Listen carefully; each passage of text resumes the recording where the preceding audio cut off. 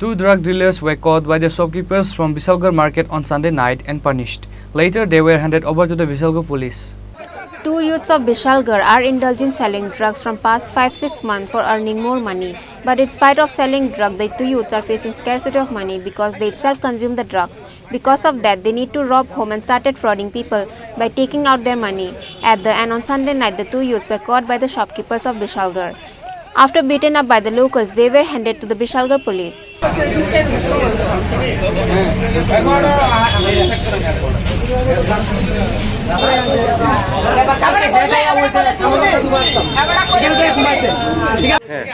কিছুদিন আগে আরেকজনের বাসা দিছে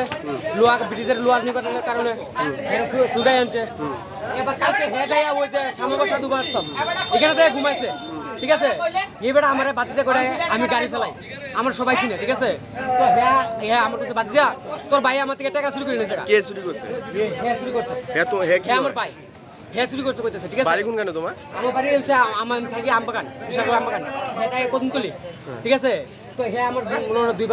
বাবা দুই সংসার করছে এখন ঠিক আছে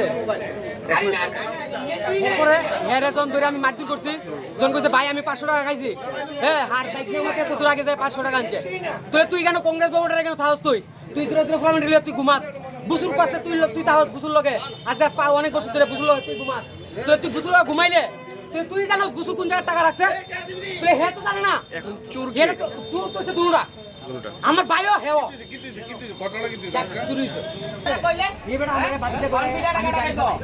Bureau report, Chini Khorang.